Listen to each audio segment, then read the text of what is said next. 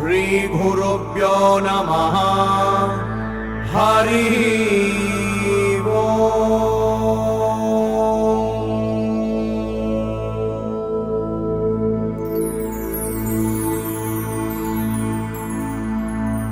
श्री लक्ष्मी नृसिंह सहस्रनाम स्तोत्रम्।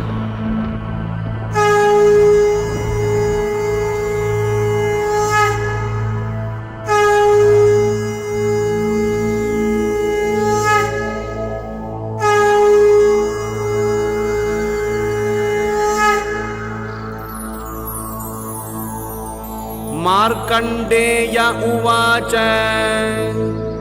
एवं युद्धमभूत् घोरं रौद्रं दैत्यबलैः सह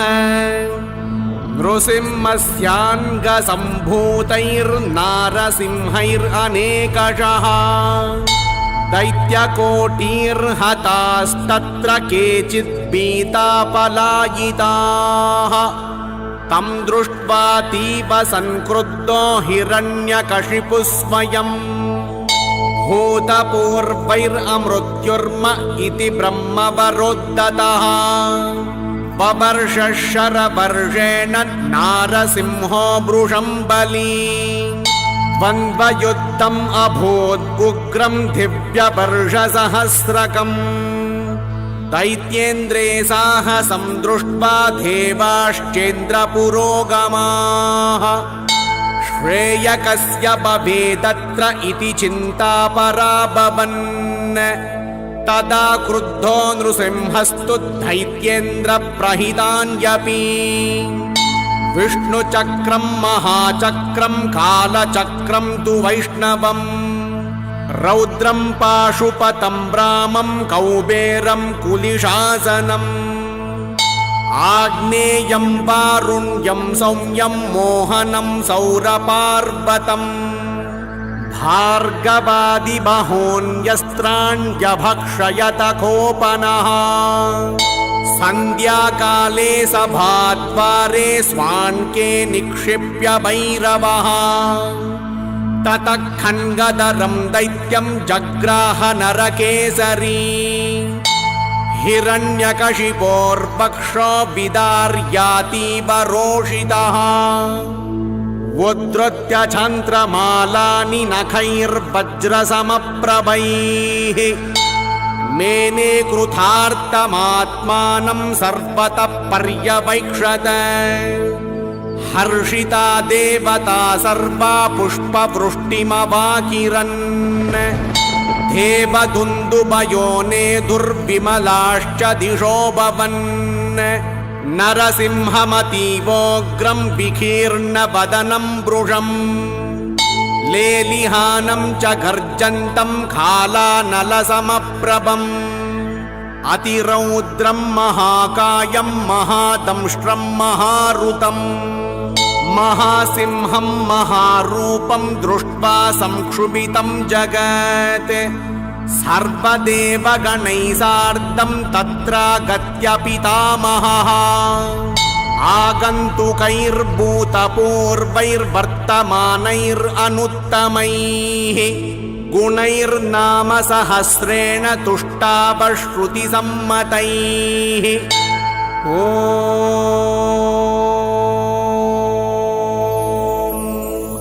नमः श्रीमद्दिव्यलक्ष्मी नृसिंहसहस्रनाम स्तोत्रमहामन्त्रस्य ब्रह्मा ऋषिः श्रीलक्ष्मी नृसिंहो देवता अनुष्टुप् छन्दः श्रीनृसिंह परमात्मा बीजम् लक्ष्मीर्माया शक्तिः जीवो बीजम् बुद्धिशक्तिः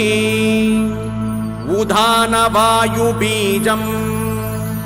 सरस्वती शक्तिः व्यञ्जनानि बीजानि स्वराशक्तयः ॐ श्रौं ह्रीं इति बीजानि ॐ श्रीं अं आं इति शक्तयः विकीर्णनखदंष्ट्रायुधायेति कीलकम् अकारादिति बोधकम् श्रीलक्ष्मी नृसिंह प्रसाद सिद्ध्यर्थे श्रीलक्ष्मी नृसिंह सहस्रनाम स्तोत्र मंत्र जपे विनियोगः अतः हृदयादिज्ञासः ॐ श्रीलक्ष्मी नृसिंहाय नमः अंगुष्ठाभ्यां नमः ॐ वज्रनखाय नमः तर्जनीभ्यां नमः ॐ महारुद्राय नमः मध्यमाभ्यां नमः ॐ सर्वतोमुखाय नमः अनामिकाभ्यां नमः ॐ विकटास्याय नमः खनिष्ठिकाभ्यां नमः ॐ वीराय नमः करतलकरपृष्ठाभ्यां नमः एवं हृदयादिज्ञासः अत दिग्बन्धः ॐ ऐन्द्रीं दिशं सुदर्शनेन बध्नामि नमश्चक्राय स्वाहा ॐ आग्नेयीं दिशं सुदर्शनेन बध्नामि नमश्चक्राय स्वाहा ॐ यां यां दिशं सुदर्शनेन बध्नामि नमश्चक्राय स्वाहा ॐ नैऋतीं दिशं सुदर्शनेन बध्नामि नमश्चक्राय स्वाहा ॐ वारुणीं दिशं सुदर्शनेन बध्नामि नमश्चक्राय स्वाहा ॐ वायवीं दिशं सुदर्शनेन बध्नामि नमश्चक्राय स्वाहा ॐ कौबेरीं दिशं सुदर्शनेन बध्नामि नमश्चक्राय स्वाहा ॐ ऐशानीं दिशं सुदर्शनेन बध्नामि नमश्चक्राय स्वाहा ॐ ऊर्ध्वां दिशं सुदर्शनेन बध्नामि नमश्चक्राय स्वाहा ॐ अधस्ताद्दिशं सुदर्शनेन बध्नामि नमश्चक्राय स्वाहा अथ ध्यानम्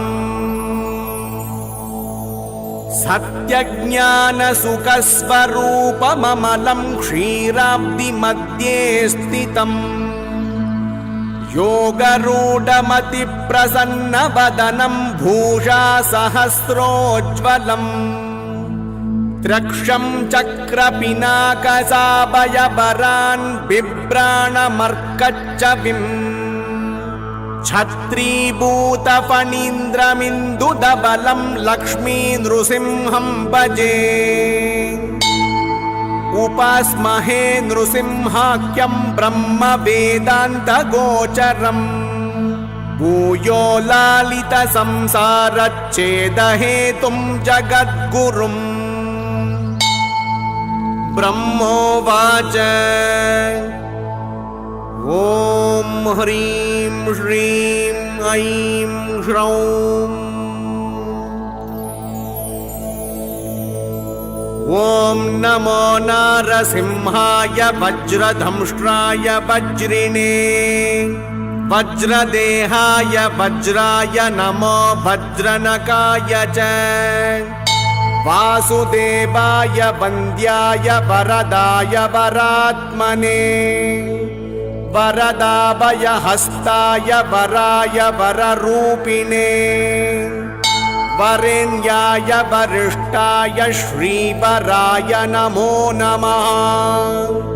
प्रह्लादवरदायैव प्रत्यक्षवरदाय च परात्परपरेशाय पवित्राय पिनाकिने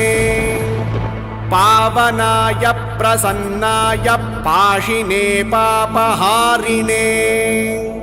पुरुष्टुताय पुण्याय पुरुहूताय ते नमः तत्पुरुषाय तत्याय पुराणपुरुषाय च पुरोदसे पूर्वजाय पुष्कराक्षाय ते नमः पुष्पहासाय हासाय महाहासाय शार्ङ्गिणे सिंहाय सिंहराजाय जगत्पश्याय ते नमः अट्टहासाय रोषाय जलवासाय ते नमः भूतावासाय भासाय श्रीनिवासाय खड्गिने कण्गजिह्वाय सिंहाय खड्गवासाय ते नमः नमो मूलादिवासाय धर्मवासाय धन्विने धनञ्जयाय धन्याय नमो मृत्युञ्जयाय च शुभञ्जयाय सूत्राय नमः शत्रुञ्जयाय च निरञ्जनाय नीराय निर्गुणाय गुणाय च निष्प्रपञ्चाय निर्वाणप्रदाय निबिडाय च निरालम्बाय नीलाय निष्कलाय कलाय च निमेषाय निबन्धाय निमेषगमनाय च निर्द्वन्द्वाय निराशाय निश्चयाय निराय च निर्मलाय निबन्धाय निर्मोहाय निराकृते नमो नित्याय सत्याय सत्कर्म निरताय च सत्यध्वजाय मुञ्जाय मुञ्जकेशाय केशिने हरीशाय च शेषाय गुडाकेशाय वै नमः सुखेशायोर्ध्वकेशाय केशिसंहारकाय च जलेशाय स्थलेशाय पद्मेशायोग्ररूपिणे कुशेशयाय खूलाय केशवाय नमो नमः सूक्तिकर्णाय सूक्ताय रक्तजिह्वाय रागिणे दीप्तरूपाय दीप्ताय प्रदीप्ताय प्रलोभिने प्रच्छिन्नाय प्रबोधाय प्रभवे विभवे नमः प्रभञ्जनाय पान्ताय प्रमाया प्रमिताय च प्रकाशाय प्रतापाय प्रज्वालायोज्ज्वलाय च ज्वालामालास्वरूपाय ज्वलज्जिह्वाय ज्वालिने महोज्ज्वलाय खालाय खालमूर्तिधराय च खालान्तकाय कल्पाय खलनाय कृते नमः खालचक्राय शक्राय वषट्चक्राय चक्रिणे अक्रूराय कृतान्ताय विक्रमाय क्रमाय च कृतिने कृत्तिवासाय कृतज्ञाय कृतात्मने संक्रमाय च क्रुद्धाय क्रान्तलोकत्रयाय च अरूपाय स्वरूपाय हरये परमात्मने अजयायादिदेवाय अक्षयाय क्षयाय च अघोराय सुघोराय घोरघोरतराय च नमोऽस्त्वघोरवीर्याय लसद्घोराय ते नमः घोराध्यक्षाय दक्षाय दक्षिणार्याय शम्भवे अमोघाय गुणौघाय अनघायाघहारिणे मेघनादाय नादाय तुभ्यं मेघात्मने नमः मेघवाहनरूपाय मेघश्यामाय मालिने व्यालयज्ञोपवीताय व्याघ्रदेहाय वै नमः व्याघ्रपादाय च व्याघ्रकर्मिणे व्यापकाय च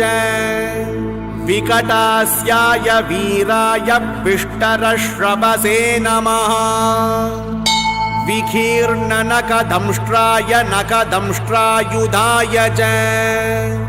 विश्वक्सेनाय सेनाय विह्वलाय बलाय च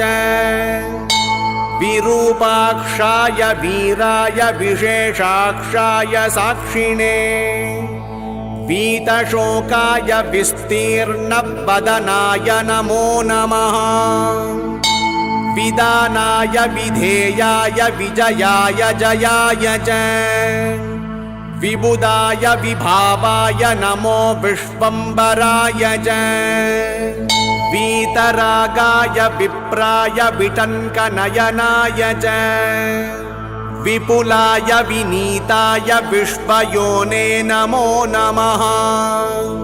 विडम्बनाय वित्ताय विश्रुताय वियोनये विह्वलाय विबाधाय नमो व्याहृतये नमः विलासाय विकल्पाय महाकल्पाय ते नमः बहुकल्पाय कल्पाय कल्पातीताय शिल्पिने कल्पनाय स्वरूपाय फणितल्पाय वै नमः तटित्प्रभाय तार्क्ष्याय तरुणाय तरस्मिने तपनायान्तरिक्षाय तापत्रयहराय च तारकाय तमोघ्नाय तत्त्वाय च तपस्विने तक्षकाय तनुत्राय तटिने तरलाय च शतरूपाय शान्ताय शतधाराय ते नमः शतपत्राय ताक्षाय स्थितये शतमूर्तये शतक्रतुस्वरूपाय शाश्वताय शतात्मने नमः सहस्रशिरसे सहस्रवदनाय च सहस्राक्षाय देवाय दिशाश्रोत्राय ते नमः नमः सहस्रजिह्वाय महाजिह्वाय ते नमः सहस्रनामधेयाय सहस्रजठराय च सहस्रबाहवे तुभ्यं सहस्रचरणाय च सहस्रार्कप्रकाशाय सहस्रायुधधारिणे नमस्तूलाय सूक्ष्माय सुसूक्ष्माय नमो नमः सुक्षुण्णाय सुभिक्षाय सुराध्यक्षाय शौरिणे धर्माध्यक्षाय धर्माय लोकाध्यक्षाय वै नमः प्रजाध्यक्षाय शिक्षायै विपक्षक्षयमूर्तये कालाध्यक्षाय तीक्ष्णाय मूलाध्यक्षाय ते नमः अदोक्षजाय मित्राय सुमित्रावरुणाय च शत्रुघ्नाय अभिघ्नाय विघ्नकोटिहराय च रक्षोघ्नाय तमोघ्नाय भूतघ्नाय नमो नमः भूतपालाय भूताय भूतावासाय भूतये भूतवेतालघाताय भूताधिपतये नमः भूतग्रहविनाशाय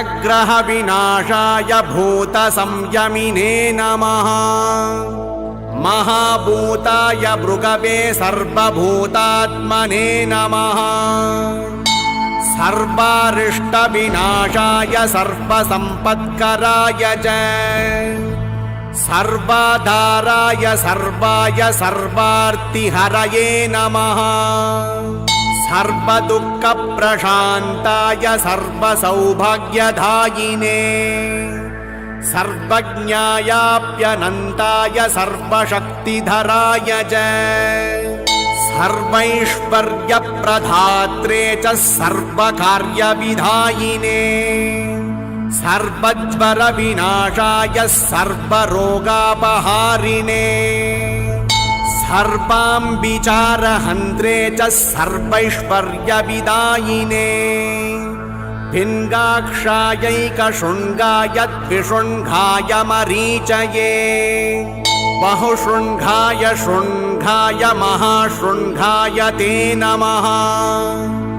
माङ्गल्याय मनोज्ञाय मन्तव्याय महात्मने महादेवाय देवाय मातुलिङ्गधराय च महामाया प्रसूताय प्रस्तुताय च मायिने अनन्तानन्तरूपाय मायिने जलशायिने महोदराय मन्दाय मदनाय मदाय च मधुकैटभहन्त्रे च माधवाय मुरारये महावीर्याय धैर्याय चित्रवीर्याय ते नमः चित्रकूर्माय चित्राय नमस्ते चित्रभानवे मायातीताय मायायै महावीराय ते नमः महातेजाय बीजाय तेजोदाम्ने च बीजिने तेजोमय नृसिंहाय नमस्ते चित्रभानवे महादंष्ट्राय तुष्टाय नमः पुष्टिकराय च क्षिपिविष्टाय हृष्टाय पुष्टाय परमेष्टिने विशिष्टाय च शिष्टाय गरिष्ठायेष्टधायिने नमो ज्येष्ठाय श्रेष्ठाय तुष्टायामिततेजसे अष्टाङ्गव्यस्तरूपाय सर्वदुष्टान्तकाय च वैकुण्ठाय विकुण्ठाय केशिकण्ठाय ते नमः घण्टीरवाय लुण्टाय निष्कटाय हठाय च सत्त्वोद्रिक्ताय कृष्णाय ऋग्यजुस्सामघाय च ऋतुध्वजाय वज्राय मन्त्रराजाय मन्त्रिणे त्रिनेत्राय त्रिभर्गाय त्रिधाम्ने च त्रिशूलिने त्रिकालज्ञानरूपाय त्रिदेहाय त्रिधात्मने नमस्त्रिमूर्तिवन्द्याय त्रितत्त्वज्ञानिने नमः अक्षोभ्याय निरुद्धाय अप्रमेयाय भानवे अमृताय अनन्ताय अमितायामितौजसे अपमृत्युविनाशाय अपस्मारविघातिने अन्नदायान्नरूपाय अन्नायान्नभुजे नमः नाद्याय निरवध्याय वेद्यायाद्भुतकर्मणे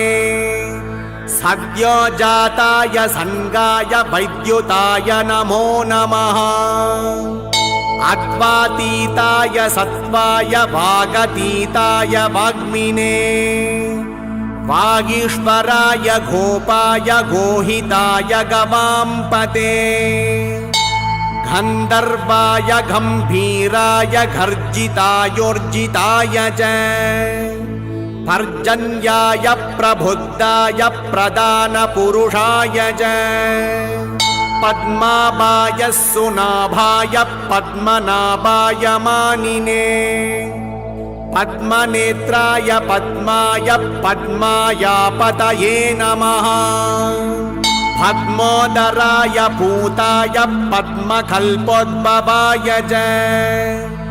नमो हृत्पद्मभासाय भूपद्मोद्धरणाय च शब्दब्रह्मस्वरूपाय ब्रह्मरूपधराय च ब्रह्मणे ब्रह्मरूपाय पद्मनेत्राय ते नमः ब्रह्मदाय ब्राह्मणाय ब्रह्मात्मने नमः सुब्रह्मण्याय देवाय ब्रह्मण्याय त्रिवेदिने परब्रह्मस्वरूपाय पञ्चब्रह्मात्मने नमः। नमस्ते ब्रह्मशिरसे तथाश्वशिरसे नमः। अथर्वशिरसे नित्यम् अशनिप्रमिताय च नमस्ते तीक्ष्णदंष्ट्राय लोलाय ललिताय च लावण्याय लवित्राय नमस्ते वासखाय च लक्षणज्ञाय लक्ष्याय लक्षणाय नमो नमः। लसद्धीप्ताय लिप्ताय विष्णवे प्रभविष्णवे वृष्णिमूलाय कृष्णाय श्रीमहाविष्णवे नमः। पश्यामि त्वां महासिंहं हारिणं वनमालिनं किरीटिनं कुण्डलिनं सर्वाङ्गं सर्वतोमुखम् सर्वतः पाणिपादोरुं सर्वतोक्षिशिरोमुखम् सर्वेश्वरं सदा तुष्टं समर्थं समरप्रियम् बहुयोजनविस्तीर्णं बहुयोजनमायतम् बहुयोजनहस्ताङ्घ्रिं बहुयोजननासिकम् महारूपं महावक्त्रं महादंष्ट्रं महाभुजम् महानादं महारौद्रं महाकायं महाबलम् आनाभेर्ब्रह्मणो रूपम् आगलाद्वैष्णवं तदा आशीर्षाद्रुद्रमीशानं तदग्रे सर्वतः शिवम् नमोऽस्तु नारायण नारसिंह नमोऽस्तु नारायण वीरसिंह नमोऽस्तु नारायण क्रूरसिंह नमोऽस्तु नारायण दिव्यसिंह नमोऽस्तु नारायण व्याघ्रसिंह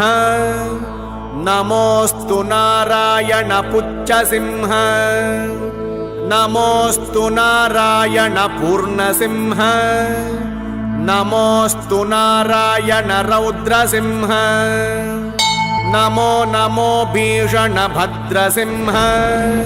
नमो नमो विज्वलनेत्रसिंह नमो नमो बृंहितभूतसिंह नमो नमो निर्मलचित्रसिंह नमो नमो निर्जितखालसिंह नमो नमः कल्पितकल्पसिंह नमो नमः कामदखामसिंह नमो नमस्ते भुवनैकसिंह द्यावा पृथिव्योरिदमन्तरं हि व्याप्तं त्वयैकेन दिशश्च सर्वाः दृष्ट्वाद्भुतं रूपमुग्रं तवेदं लोकत्रयं प्रव्यतितं महात्मन् अमीहित्वा सुरसङ्घा विशन्ति केचिद्भीता प्राञ्जलयो गृह्णन्ति स्वस्तीत्युक्त्वा मुनयः सिद्धसङ्गाः स्तुवन्ति त्वां स्तुतिभिः पुष्कलाभिः रुद्रादित्या वसवो ये च साध्याः विश्वे देवा मरुतश्चुष्मपाश्च गन्धर्वयक्षासुरसिद्धसङ्घा वीक्षन्ति त्वां विस्मिताश्चैव सर्वे लेलिह्यसे ग्रसमानः समन्ताद्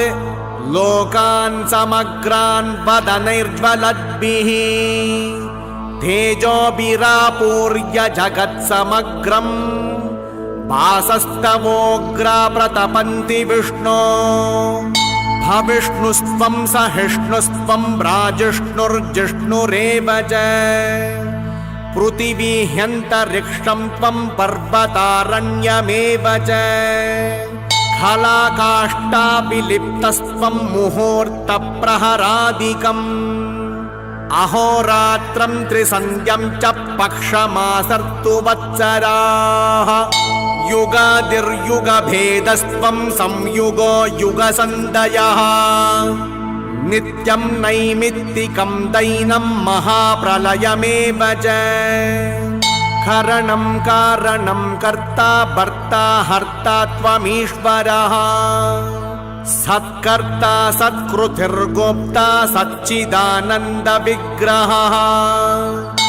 प्रणस्त्वं प्राणिनां प्रत्यक् आत्मा त्वं सर्वदेहिनां सुज्योतिस्त्वं परञ्ज्योतिरात्मज्योति सनातनः ज्योतिर्लोकस्वरूपस्त्वं ज्योतिर्ज्ञज्योतिषां पतिः स्वाहाकार स्वधाकारो वषट्कार कृपाकरः हन्तकारो निराकारो वेदाकारश्च शङ्करः अकारादिहकारान्त ओंकारो लोककारकः एकात्मा त्वमनेकात्मा चतुरात्मा चतुर्भुजः चतुर्मूर्तिश्चतुर्दंष्ट्रश्चतुर्वेदमयोत्तमः लोकप्रियो लोकगुरुर्लोकेशो लोकनायकः लोकसाक्षी लोकपतिर्लोकात्मा लोकलोचनः लोकादारो बृहल्लोको लोकालोकमयो विभुः लोककर्ता विश्वकर्ता कृता वर्तकृतागमः अनादिस्त्वम् अनन्तस्त्वम् अभूतो भूतविग्रहः स्तुतिस्तुत्यस्तवप्रीतस्थोता नेता नियामकः त्वं गतिस्त्वं मतिर्मह्यं पिता माता गुरुः सखा सुहृदश्चात्मरूपस्त्वं त्वां विना नास्ति मे गतिः नमस्ते मन्त्ररूपाय अस्त्ररूपाय ते नमः बहुरूपाय रूपाय पञ्चरूपधराय च भद्ररूपाय रूढाय योगरूपाय योगिने समरूपाय योगाय योगपीठस्थिताय च योगगम्याय सौम्याय ध्यानगम्याय ध्यायिने ध्येयगम्याय धाम्ने च धामाधिपतये नमः दरादराय धर्माय धारणाभिरताय च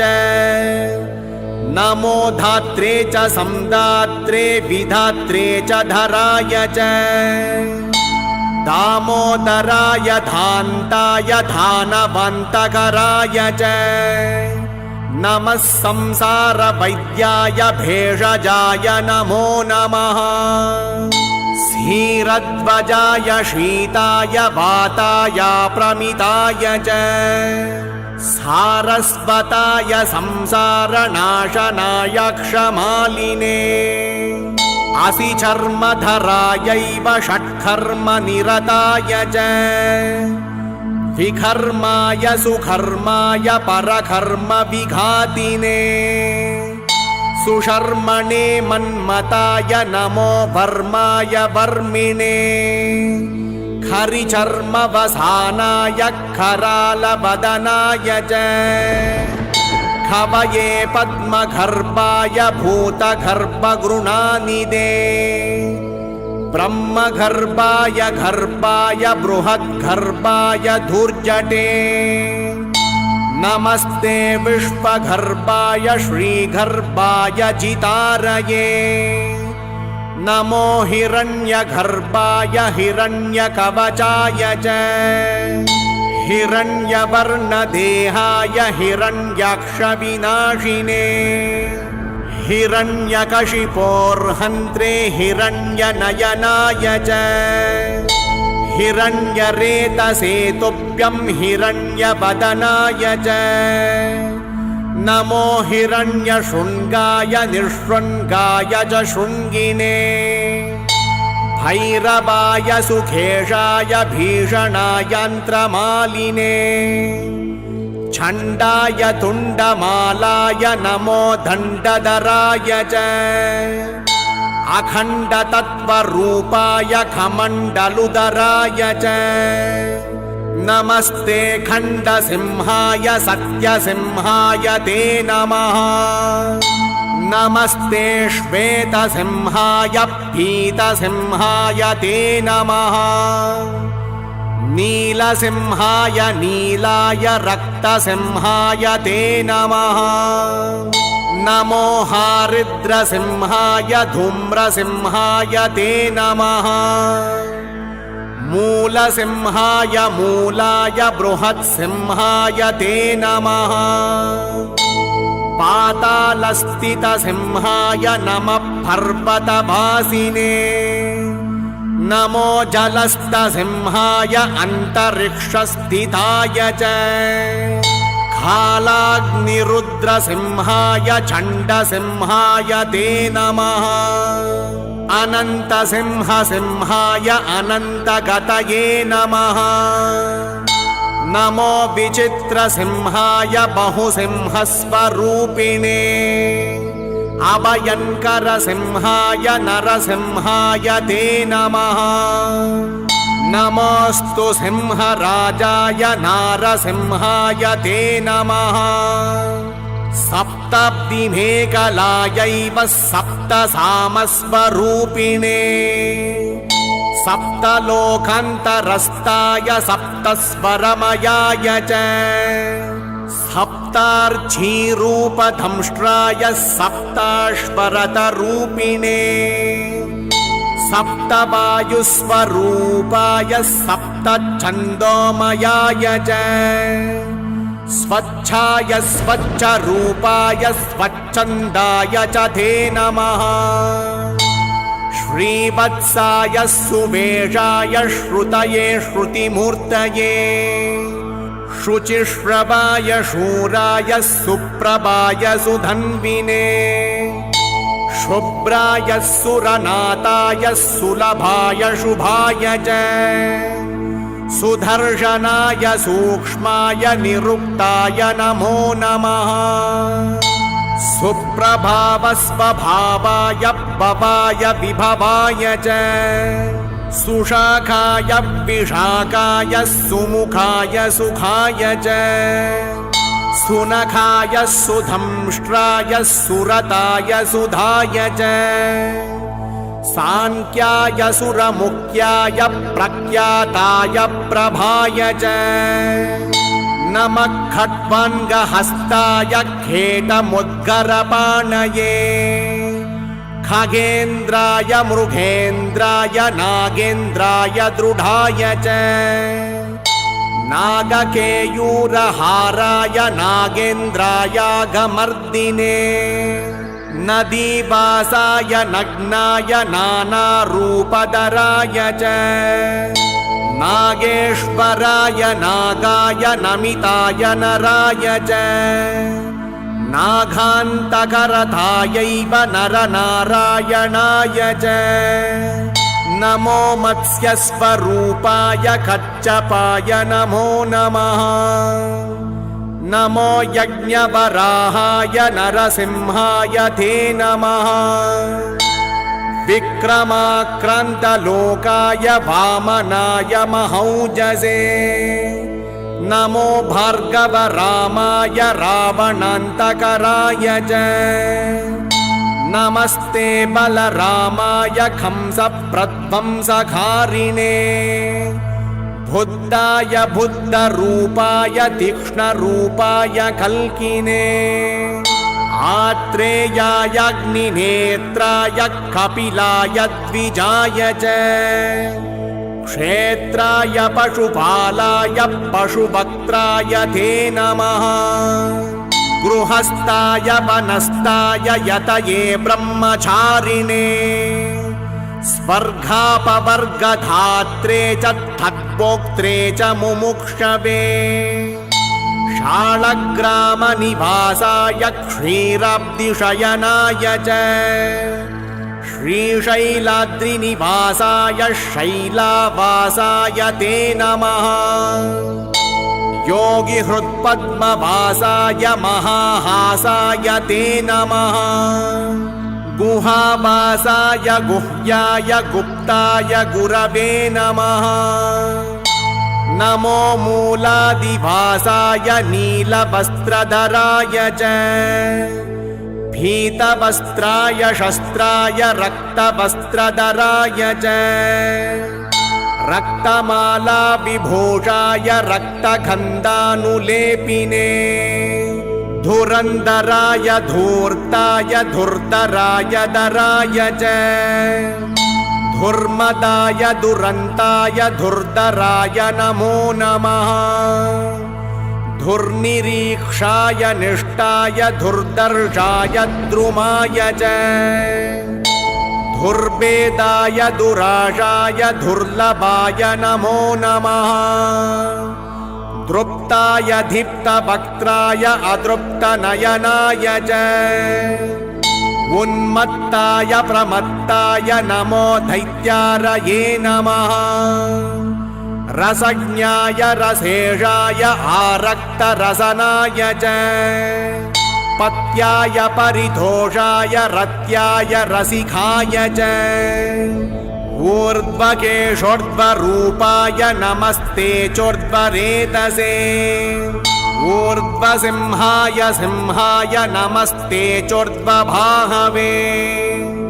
परप्रध्वंसकायैव शङ्खचक्रधराय च गदापद्मधरायैव पञ्चबाणधराय च कामेश्वराय कामाय कामपालाय कामिने नमः कामविहाराय कामरूपधराय च सोमसूर्याग्निनेत्राय सोमपाय नमो नमः नमः सोमाय वामाय वामदेवाय ते नमः सामस्वनाय सौम्याय भक्तिगम्याय वै नमः कूष्माण्डगणनाथाय सर्वश्रेयस्कराय च भीष्माय भीकरायैव भीमविक्रमणाय च मृगग्रीवाय जीवाय जिताय जितकाशिने जटिने जामदग्न्याय नमस्ते जातवेदसे जपाकुसुमवर्णाय जप्याय जपिताय च जरायुजायण्डजाय स्वेदजायोद्भिज्जाय च जनार्दनाय रामाय जाह्नवीजनकाय च जराजन्मादिधूराय प्रद्युम्नाय प्रमोदिने जिह्वारौद्राय रुद्राय वीरभद्राय ते नमः छिद्रूपाय समुद्राय खद्रुद्राय प्रचेतसे इन्द्रियायेन्द्रियज्ञाय नमोऽस्त्विन्द्रानुजाय च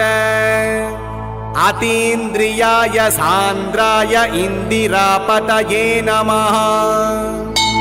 ईशानाय च ईड्याय ईशिताय इनाय च व्योमात्मने च व्योम्ने च नमस्ते व्योमकेशिने व्योमाधाराय च व्योमवक्त्राय सुरघातिने नमस्ते व्योमधंष्ट्राय व्योमवासाय ते नमः सुकुमाराय माराय शुभाचाराय वै नमः विश्वाय विश्वरूपाय नमो विश्वात्मकाय च ज्ञानात्मकाय ज्ञानाय विश्वेशाय परात्मने एकात्मने नमस्तुभ्यं नमस्ते द्वादशात्मने चतुर्विंशतिरूपाय पञ्चविंशतिमूर्तये षड्विंशकात्मने नित्यं सप्तविंशतिकात्मने धर्मार्थकाममोक्षाय विमुक्ताय नमो नमः। भावशुद्धाय सिद्धाय साध्याय शरभाय च प्रबोधाय सुबोधाय नमो बुद्धिप्रियाय च स्निग्धाय च विदग्धाय मुग्धाय मुनये नमः। प्रियंवदाय प्रियश्रवाय सृक्स्रुवाय श्रिताय च गृहेशाय महेशाय ब्रह्मेशाय नमो नमः। श्रीधराय सुधीर्ताय हयग्रीवाय ते नमः। उग्राय उग्रवेगाय उग्रकर्मरताय च उग्रनेत्राय व्यग्राय समग्रगुणशालिने बालग्रहविनाशाय पिशाचग्रहघातिने दुष्टग्रहनिहन्त्रे च निग्रहानुग्रहाय च वृषध्वजाय वृष्ण्याय वृषाय वृषभाय च उग्रश्रवाय शान्ताय नमः श्रुतिधराय च नमस्ते देवदेवेश नमस्ते मधुसूदन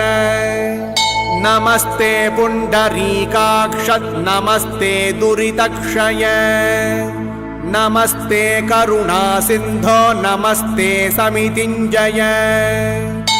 नमस्ते नरसिंहाय नमस्ते गरुडध्वज यज्ञनेत्र नमस्तेस्तु खालध्वज जयध्वज अग्निनेत्र नमस्तेस्तु नमस्ते ह्यमरप्रिय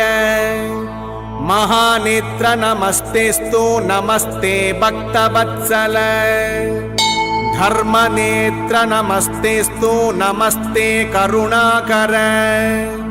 पुण्यनेत्र नमस्तेस्तु नमस्ते विष्टधायक नमो नमस्ते जयसिंहरूप नमो नमस्ते नरसिंहरूप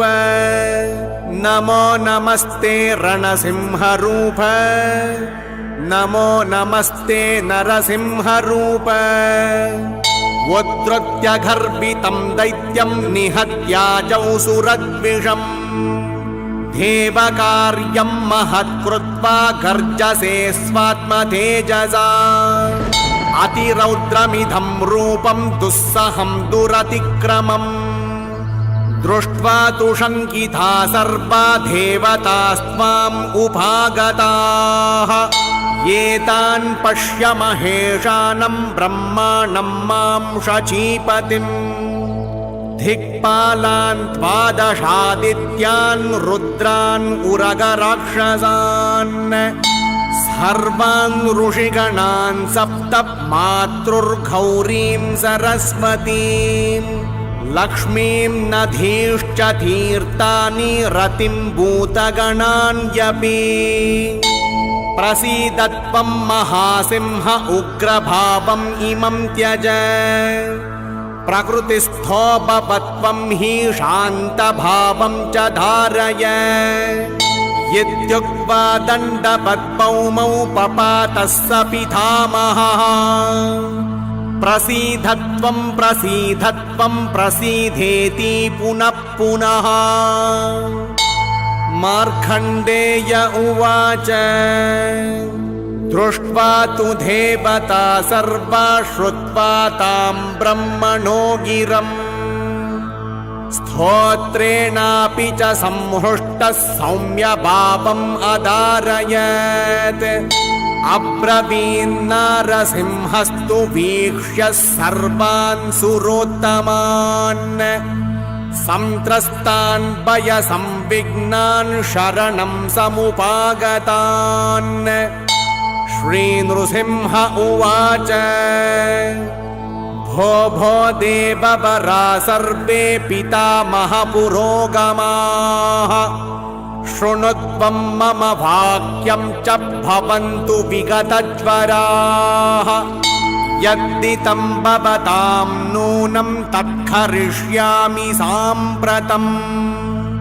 एवं नाम सहस्रं मे त्रिसन्ध्यं यः पठेच्छुचिः शृणोति वा श्रावयति पूजान्ते भक्तिसंयुतः सर्वान् कामान् अवाप्नोति जीवेच्च शरदां शतम् यो नामभिर्नृसिंहाद्यैरर्चयेत् क्रमशो मम सर्वतीर्थेषु यत्पुण्यं सर्वतीर्थेषु यत्फलम् सर्वपूजासु यत्प्रोक्तं तत्सर्वं लभते वृषम् जातिस्मरत्वं लभते ब्रह्मज्ञानं सनातनम् सर्वपापविनिर्मुक्तत्तद्विष्णो परमं पदम् मन्नामकवचं बद्ध्वा विचरेद्विगतज्वरः भूतवेतालकूष्माण्डपिशाच ब्रह्मराक्षसाः शाकिनी ढाकिनी ज्येष्ठा नीली भालग्रहादिकाः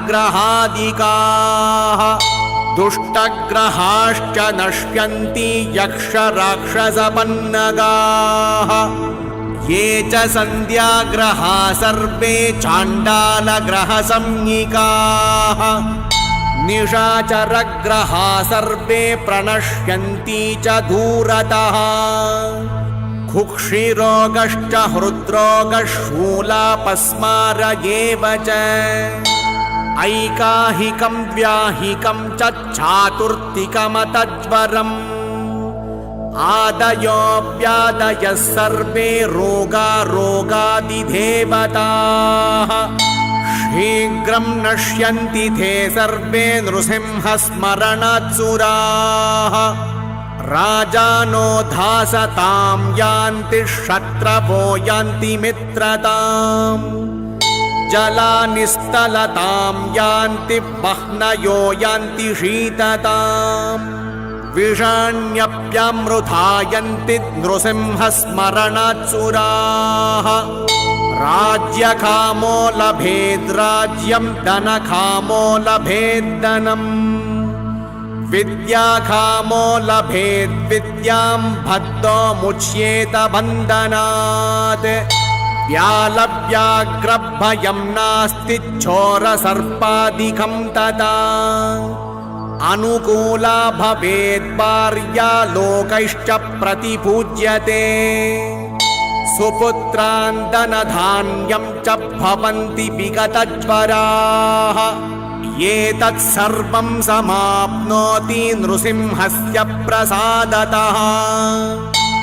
जलसन्तरणे चैव पर्वतारण्यमेव च वनेऽपि विचरन्मर्त्यो दुर्गमे विषमे पति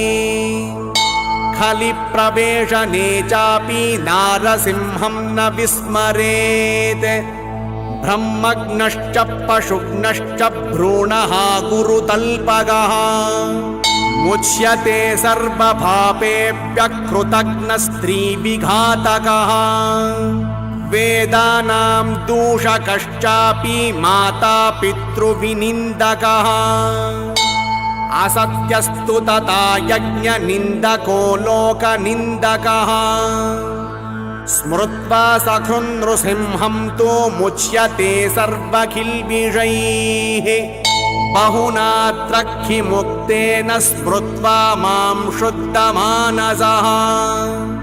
यत्र यत्र चरेन्मर्त्यो नृसिंहस्तत्र रक्षति गच्छन् तिष्ठन् स्वपन् भुञ्जन् जाग्रन्नपि हसन्नपि नृसिंहेति नृसिंहेति नृसिंहेति सदा स्मरन्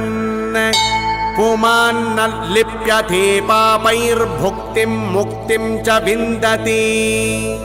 नारी सुभगतामेति सौभाग्य च सुरूपताम् भर्तुप्रियत्वं लभते न वैधव्यं च भिन्दति न सपत्नीं च जन्मान्ते सम्यग्ज्ञानी भवेद्विजः भूमिप्रदक्षिणान्मर्त्य यत्फलं लभते चिरात् तत्फलं लभते नारसिंहमूर्तिप्रदक्षिणात्। मार्कण्डेय उवाच यद्युक्त्वा देवदेवेशो लक्ष्मीमालिन्यलीलया प्रह्लादस्याभिषेकं तु ब्रह्मणे चोपदिष्टवान्। श्रीशैलस्य प्रसादे तु लोकानां च हिताय वै स्वरूपं स्थापयामास प्रकृतिस्थो भवत्तदा। ब्रह्मापि दैत्यराजानं प्रह्लादम् अभ्यषेचयत् दैवतैः सह सुप्रीतो ह्यात्मलोकं ययौ स्वयम्। हिरण्यकशिपोर्भीत्या प्रपल्लाय शचीपतिः स्वर्गराज्यात् परिभ्रष्टो युगानामेकविंशतिम्। नृसिंहेन हते दैत्ये स्वर्गलोकम् अवापसः दिक्पालाश्च सुसम्प्राप्ता स्वस्वस्थानम् अनुत्तमम्। धर्मे मतिः समस्तानां प्रजानाम् अभवत्तदा। एवं नाम सहस्रं मे ब्रह्मणा निर्मितं पुरा।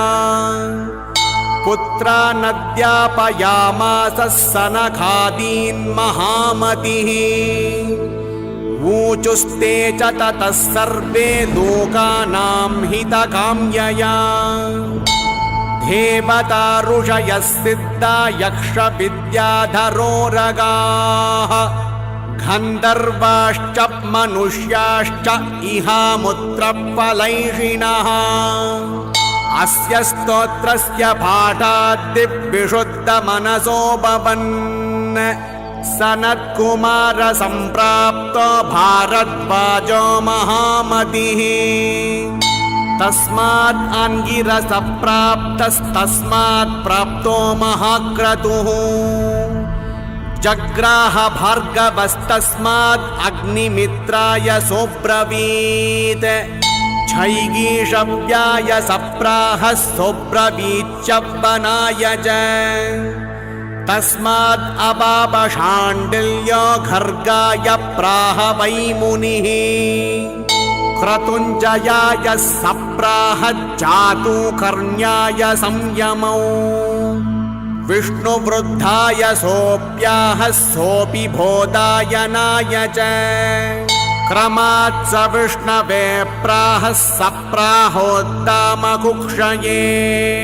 सिंहतेजाश्च तस्माच्च श्रीप्रियाय ददौ च सः। उपदिष्टोऽस्मि तेनाहम् इदं नाम सहस्रकम्। तत्प्रसादात् अमृत्युर्मे यस्मात् कस्मात् भयं नहि। मया च कथितं नारसिंहस्तोत्रमिदं तव। त्वं हि नित्यं शुचिर्भूत्वा तमाराधय शाश्वतम्। सर्वभूताश्रयं देवं नृसिंहं भक्तवत्सलम्। भोजयित्वास्तवं जप्त्वा हुत्वा निश्चलमानसः। प्राप्स्यसे महतीं सिद्धिं सर्वान् कामान् परोत्तमान्। अयमेव परो धर्मस्त्विदमेव परं तपः। इदं एव परं ज्ञानम् इदं एव महद्व्रतम्। अयं एव सदाचारस्त्वयं एव सधामकः। इदं एव त्रयो वेदा सच्चास्त्राण्यागमानि च। नृसिंहमन्त्राद्धन्यच्च वैदिकं तु न विद्यते। यदि हास्ति तदन्यत्र यन्नेहास्ति न तत्त्वचेत्। कथितं ते नृसिंहस्य चरितं पापनाशनम्। सर्वमन्त्रमयं तापत्रयोपशमनं परम्। सर्वार्थसाधनं दिव्यं किं भूय श्रोतुमिच्छसि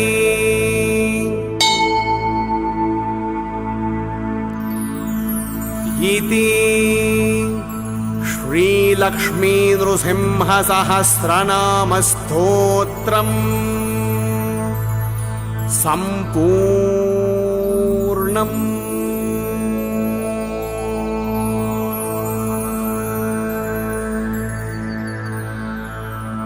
हरिः ॐ तत्सत्।